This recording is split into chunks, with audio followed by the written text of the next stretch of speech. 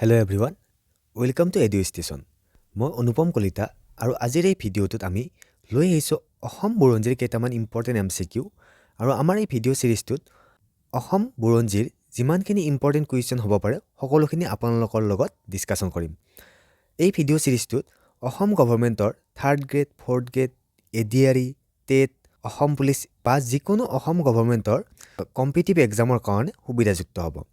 যদিহে আপোনালোকে এতিয়ালৈকে চেনেলটো ছাবস্ক্ৰাইব কৰা নাই, ছাবস্ক্ৰাইব কৰি ল'ব আৰু বেল আইকনটো ক্লিক কৰিব যাতে আমাৰ ভিডিঅ'বিলাকৰ ন'টিফিকেশ্যন পাই থাকে। আহক এতিয়া আমি আমাৰ ভিডিঅ'টো আৰম্ভ কৰোঁ। আমাৰ এনচিয়েণ্ট হিষ্টৰীৰ আজিৰ প্ৰথম কুৱেশ্যনটো হৈছে what is the official language of Varman dynasty? Varman বংশৰ চৰকাৰী ভাষা কি? ইয়াত অপশ্যন আছে আমাৰ Assamese and Bangla, Kamrupi Prakrit and Sanskrit, Rajbongshi and Nepali, none of the above.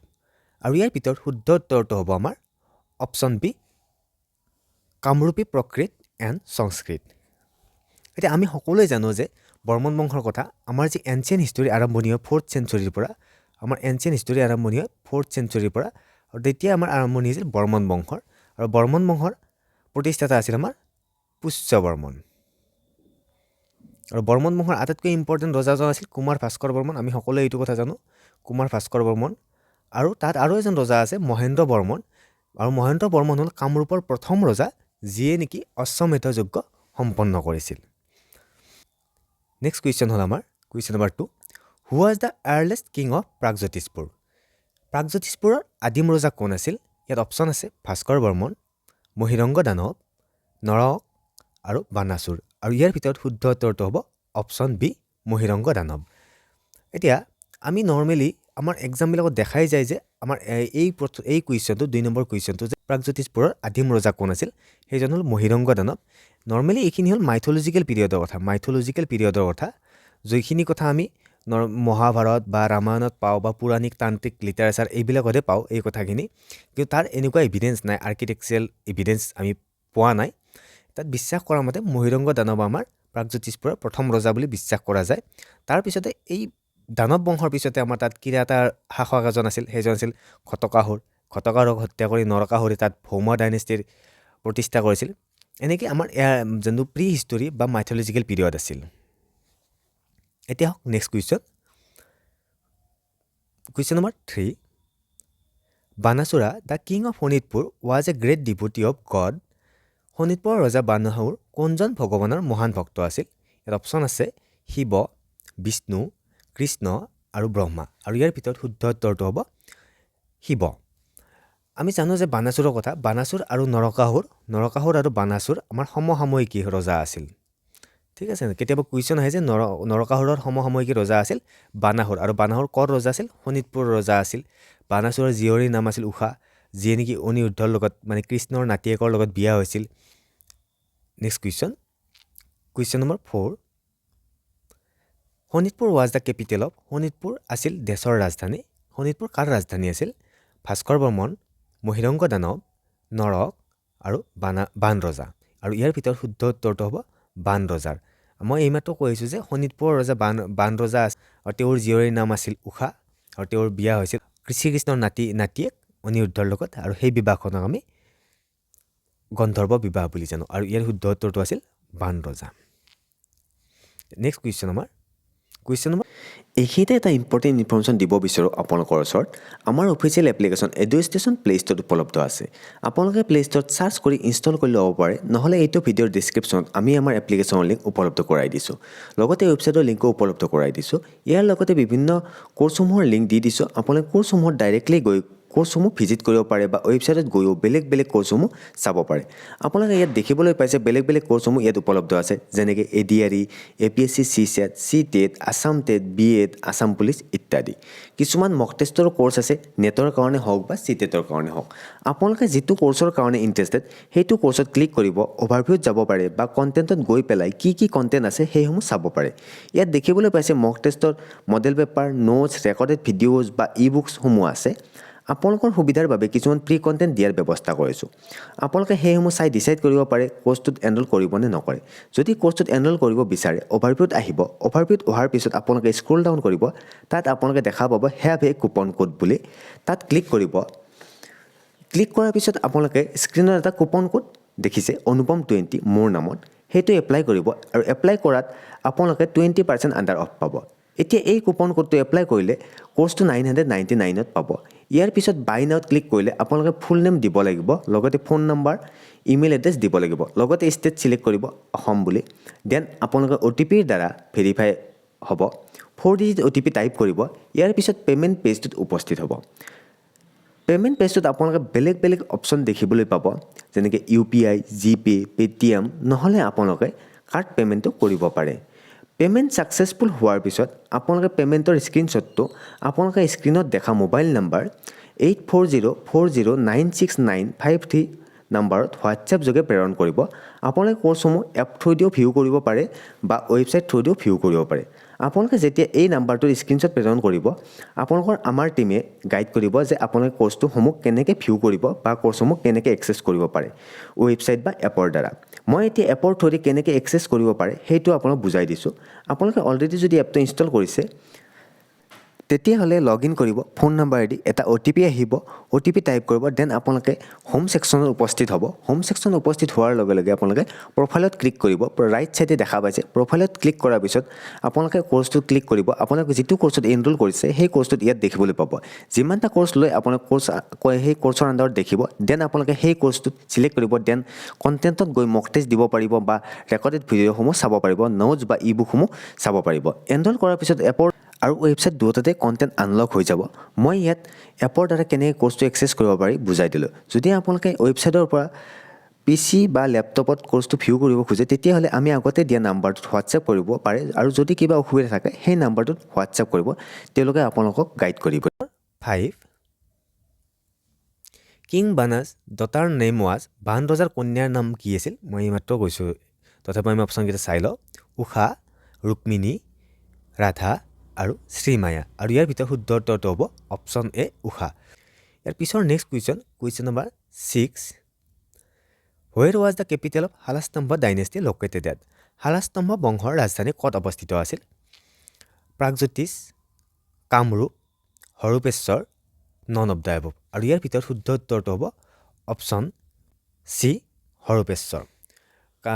হালাস্তম্ভ বংশ হ'ল আমাৰ বৰ্মন বংশৰ পিছৰ ডাইনেষ্টিটো আছিল বৰ্মনৰ পিছৰ ডাইনেষ্টিটো আছিল হালাস্তম্ভ বৰ্মনৰ পিছৰ ডাইনেষ্টিটো আছিল হালাস্তম্ভ বা মলেছা ডাইনেষ্টি আমি দুটা নাম ক'ব পাৰো মলেছা ডাইনেষ্টি বুলিও ক'ব পাৰো বা হালাস্তম্ভ বংশ বুলিও ক'ব পাৰো আৰু ইয়াৰ এই ডাইনেষ্টিটোৰ নাম হালাস্তম্ভ এইটো কাৰণে হৈছে কাৰণ হালাস্তম্ভ বংশৰ প্ৰতিষ্ঠাপক আছিল হালাস্তম্ভ আছিল আৰু নৰ্মেলি এই ডাইনেষ্টিটোৰ নাম হৈছে মলেছা ডাইনেষ্টি আৰু ইয়াৰ ৰাজধানী আছিল হৰূপেশ্বৰ আৰু হৰূপেশ্বৰক বৰ্তমান আমি তেজপুৰ বুলি জানো আগতে হৰূপেশ্বৰ আছিল আৰু বৰ্তমান তাৰ নাম হৈছে তেজপুৰ ইয়াৰ পিছৰ next question number 7 Ghatakasur was killed by which king ঘটকাসুৰক কোন ৰজাই হত্যা কৰিছিল অপচন আছে নৰকাসুৰ বান ৰজা মহিৰংগ দানৱ ওপৰ এটাও নহয় আৰু ইয়াৰ ভিতৰত শুদ্ধ উত্তৰটো হ'ব অপচন এ নৰকাসুৰ ঘটকাসুৰ আছিল কিৰাতা ৰুলাৰ তেওঁক হত্যা কৰি পেলাই নৰকাসুৰে কামৰূপ বা প্ৰাগজ্যোতিষপুৰত ভৌমা ডাইনেষ্টিৰ প্ৰতিষ্ঠা কৰিছিল প্ৰাগজ্যোতিষপুৰত কোনটো ডাইনেষ্টি প্ৰতিষ্ঠা কৰিছিল সেইটো আছিল আমাৰ ভৌমা ডাইনেষ্টি ঠিক আছে ইয়াৰ পিছৰ next question number 8 in which century the ancient এৰা অফ আছাম বিগেন কোন শতিকাত অসমৰ প্ৰাচীন যুগ আৰম্ভ হৈছিল ইয়াত অপচন আছে 3rd century 5th century 1st century and 4th century আৰু ইয়াৰ শুদ্ধ উত্তৰটো হ'ব অপচন ডি 4th চেঞ্চুৰী আমাৰ যোনটো এনচিয়েণ্ট এৰা বুলি কয় আমাৰ অসম হিষ্টৰীত prehistory ancient history medieval history আৰু মডাৰ্ণ হিষ্টৰী আছে আৰু যোনটো এনচিয়েণ্ট এৰা আছে এইটো মাইথলজিকেল পিৰিয়ড বা প্ৰি হিষ্টৰী পিছৰখিনিকে আমি এনচিয়েণ্ট এৰা বুলি জানো আৰু এনচিয়েণ্ট এৰা আৰম্ভণি হৈছিল বৰ্মন বংশৰ পৰা এই কথাখিনি আমি আগতে গম পাই আহিছোঁ ইয়াৰ পিছত next question number 9 Mlechchha dynasty was established by whom option আছে হালাস্তম্ভ বৰ্মন পাল আৰু ওপৰ এটাও নহয় আৰু ইয়াৰ ভিতৰত শুদ্ধ উত্তৰটো হ'ব অপচন এ হালাস্তম্ভ মই এইমাত্ৰ কৈ আহিছোঁ যে সেই বংশটোক আমি হালাস্তম্ভ বংশ বুলিও ক'ব পাৰোঁ বা মলেছা বংশ বুলিও ক'ব পাৰোঁ আৰু এই মলেছা বংশটোৰ প্ৰতিষ্ঠা কৰিছিল Halastambha so' option A is the correct answer ইয়াৰ পিছত next question number 10 which famous temple is build during the reign of Salastambha dynasty? Salastambha বংশৰ দিনত কোনটো বিখ্যাত মন্দিৰ নিৰ্মাণ কৰা হয়? ইয়াত অপশ্যন আছে আমাৰ শিৱ মন্দিৰ, মহাভৈৰৱ মন্দিৰ, গণেশ মন্দিৰ, মাধৱ মন্দিৰ। আৰু ইয়াৰ ভিতৰত শুদ্ধ উত্তৰটো হ'ব অপশ্যন বি মহাভৈৰৱ মন্দিৰ। শালস্তম্ভ বংশ বা ম্লেছা বংশৰ দিনত আমাৰ ইয়াত মহাভৈৰৱ মন্দিৰৰ প্ৰতিষ্ঠা কৰা হৈছিল। ইয়াৰ পিছত নেক্সট কুৱেশ্যন আছে আমাৰ question number 11। According to Ramayana, Amrut Raja was the founder of which kingdom? ৰামায়ণৰ মতে অমৃত ৰাজ কোন ৰাজ্যৰ প্ৰতিষ্ঠাপক আছিল? ইয়াত অপশ্যন আছে প্ৰাগজ্যোতিষ, কামৰূপ, হৰূপেশ্বৰ, কোচবিহাৰ। আৰু ইয়াৰ ভিতৰত শুদ্ধ উত্তৰটো হ'ব অপশ্যন এ প্ৰাগজ্যোতিষ। এইটো হ'ল ৰামায়ণৰ মতে অমৃত ৰাজ আছিল আমাৰ প্ৰাগজ্যোতিষপুৰৰ প্ৰতিষ্ঠাতা। তাৰপিছত next question number 12। Who was killed by first Naraka king? প্ৰথম নৰক ৰজাই কাক হত্যা কৰিছিল? ইয়াত অপশ্যন আছে আমাৰ পুষ্যবৰ্মন, ঘটকাসুৰ, গোপাল, ভাস্কৰ বৰ্মন। আৰু ইয়াৰ ভিতৰত শুদ্ধ উত্তৰটো হ'ব অপশ্যন বি ঘটকাসুৰ। মই ইয়াত কেইটামান কুৱেশ্যন আগতেই মই কৈ আহিছোঁ যে নৰকাসুৰে কাক হত্যা কৰিছিল? ঘটকাসুৰক হত্যা কৰি পেলাই প্ৰাগজ্যোতিষপুৰত এটা নতুন বংশৰ প্ৰতিষ্ঠা কৰিছিল আৰু সেই বংশটোৰ নাম আছিল ভৌমা ডাইনেষ্টি। সেই বংশটোৰ নাম আছিল ভৌমা। মই আগতেও ক'লোঁ, তাতে বাৰ কৈ দিছোঁ যাতে মনত থাকে। ভৌমা ডাইনেষ্টিটো প্ৰতিষ্ঠা কৰিছিল নৰকাসুৰে ঘটকাসুৰক হত্যা কৰি উঠাৰ পিছত। ইয়াৰ পিছত next question number 13। Narakasura founded which dynasty? নৰকাসুৰে কোনটো বংশ প্ৰতিষ্ঠা কৰিছিল? ইয়াত অপশ্যন আছে পাল বংশ, শালস্তম্ভ বংশ, বৰ্মন বংশ আৰু ভৌম বংশ। ইয়াৰ ভিতৰত শুদ্ধ উত্তৰটো হ'ব অপশ্যন ডি ভৌমা ডাইনেষ্টি বা ভৌমা বংশ। নৰকাসুৰে ঘটকাসুৰক হত্যা কৰি উঠাৰ পিছত কামৰূপত বা প্ৰাগজ্যোতিষপুৰত ভৌমা ডাইনেষ্টিৰ প্ৰতিষ্ঠা কৰিছিল। ইয়াৰ পিছৰ নেক্সট কুৱেশ্যন আছে question number 14। The Gohain Kamal Ali build during the reign of Naranarayana runs from? নৰনাৰায়ণৰ দিনত নিৰ্মিত গোহাঁই আলি নামৰ পথটো চলে। অপশ্যন আছে Dhekiajuli two Dhubri, Cooch Behar two Hajo, Cooch Behar two Narayanpur, Cooch Behar two Siliguri. আৰু ইয়াৰ ভিতৰত শুদ্ধ উত্তৰটো হ'ব option C Cooch Behar two Narayanpur. Naranarayan আছিল কোচ ৰজা আৰু তেওঁৰ দিনতে গোহাঁই কমল আলিটো নিৰ্মাণ কৰা হৈছিল আৰু যোনটো আমাৰ কোচবিহাৰৰ পৰা নাৰায়ণপুৰলৈ যায়। এতিয়া কোচ বংশৰ প্ৰতিষ্ঠাতা আছিল আমাৰ বিশ্বসিংহ। এই কথা বোধহয় আমি সকলোৱে জানো। বিশ্বসিংহ আছিল কোচ বংশৰ প্ৰতিষ্ঠাতা আৰু তাৰপিছত দ্বিতীয়জন ৰজা আছিল নৰনাৰায়ণ। ইয়াৰ পিছত next question number 15। Which Kamarupa king made friendship with Harshavardhana? কোনজন কামৰূপ ৰজাই হৰ্ষবৰ্ধনৰ লগত বন্ধুত্ব কৰিছিল? ইয়াত অপশ্যন আছে ভাস্কৰ বৰ্মন, পুষ্যবৰ্মন, মহেন্দ্ৰ বৰ্মন আৰু ভূতি বৰ্মন। ইয়াৰ ভিতৰত শুদ্ধ উত্তৰটো হ'ব অপশ্যন এ ভাস্কৰ বৰ্মন। আমাৰ ভাস্কৰ বৰ্মনে যেতিয়া ৰজা হৈছিল সেই সময়তে হাৰিয়ানাৰ থানেত আৰু এটা বংশ আছিল। সেই বংশটোৰ নাম আছিল বৰ্ধনা ডাইনেষ্টি বা বৰ্ধনা বংশ বুলিও কওঁ, বৰ্ধনা অথবা পুষ্যভূতি বুলিও কোৱা যায়। ঠিক আছে, পুষ্যভূতি ডাইনেষ্টি বুলিও কোৱা যায় সেই ডাইনেষ্টিটোক। আৰু তাৰ ৰজা হৈছিল সেই সময়ত হৰ্ষবৰ্ধন। আৰু হৰ্ষবৰ্ধনৰ লগত ফ্ৰেণ্ডশ্বিপ কৰিছিল আমাৰ কুমাৰ ভাস্কৰ বৰ্মনে। আৰু কুমাৰ ভাস্কৰ বৰ্মনে ফ্ৰেণ্ডশ্বিপ ৰিকুৱেষ্ট পঠাই পেলাই আমাৰ ইয়াৰ পৰা এজন এম্বেচেডৰ পঠাইছিল আৰু সেই এম্বেচেডৰ নাম আছিল হমছবেগা। হমছবেগাক পঠাইছিল হৰ্ষবৰ্ধনৰ কোৰ্টলৈকে। আৰু হৰ্ষবৰ্ধন আৰু ভাস্কৰ বৰ্মনৰ বন্ধুত্বপূৰ্ণ সম্পৰ্কৰ কথা আমাৰ বহুকেইখন কিতাপত উল্লেখ আছে। তাৰ ভিতৰত এখন কিতাপ হ'ল CUK। সেইখন লিখিছিল আমাৰ হিউৱেন চাং, আমাৰ চীন পৰিভ্ৰমণকাৰী হিউৱেন চাঙে লিখিছিল CUK কিতাপখন। আৰু এখন কিতাপ আছে, সেইখন হ'ল হৰ্ষচৰিতা।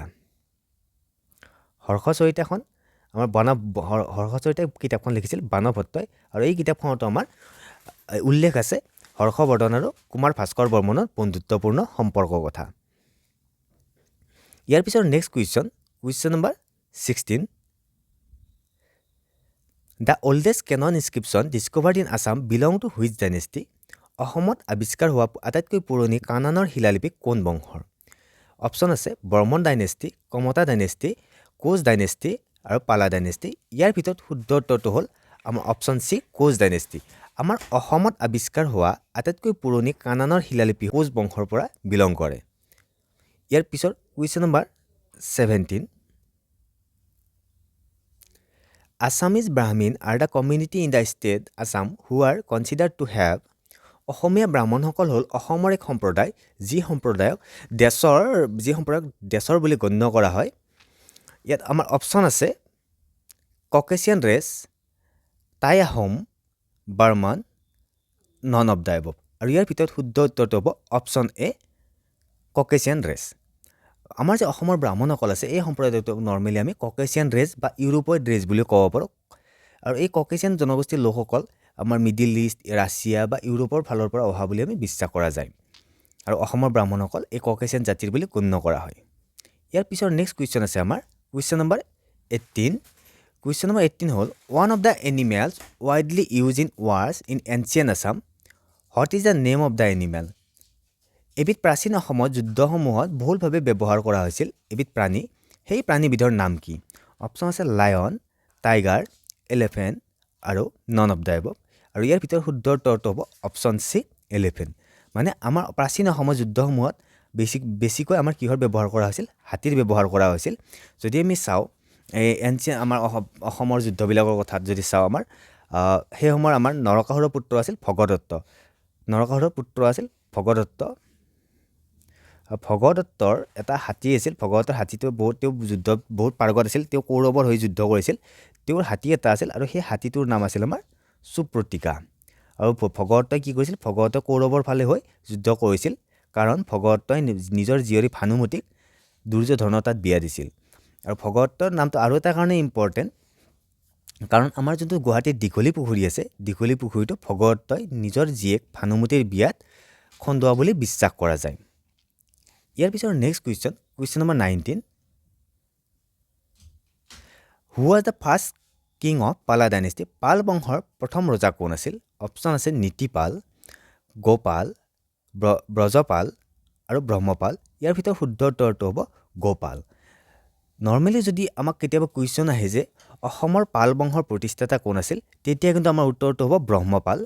কিন্তু আমাক ইয়াত সুধিছে যে হু was the first king of পালা ডাইনেষ্টি? পাল বংশৰ প্ৰথম ৰজা কোন আছিল? সেইটো কিন্তু গোপাল হ'ব। কিন্তু যদি অসমত পাল বংশৰ প্ৰতিষ্ঠাতা সোধা যায়, তেতিয়া কিন্তু আমাৰ অপশ্যনটো হ'ব ব্ৰহ্মপাল। ইয়াৰ পিছৰ কুৱেশ্যনটো হ'ল কুৱেশ্যন নম্বৰ 20 বা আজিৰ ভিডিঅ'টোৰ শেষৰটো question. Bharat Singh was the king of? Bharat Singh দেশৰ ৰজা আছিল। অপশ্যন আছে ইয়াত the Karbi, the Matak, Bodo and the Koch. ইয়াৰ ভিতৰত শুদ্ধ উত্তৰটো হ'ব মটকসকল। এইখিনি আছিল আজিৰ ভিডিঅ'টোত। আজিৰ ভিডিঅ'ত এই 20টা কুৱেশ্যন, আৰু আমি নেক্সট ভিডিঅ'ত আমি আৰু 20টা ইম্পৰ্টেণ্ট অসম বুৰঞ্জীৰ যিমানখিনি ইম্পৰ্টেণ্ট কুৱেশ্যন থাকে আমি এটা এটাকৈ ডিছকাছ কৰি যাই থাকিম।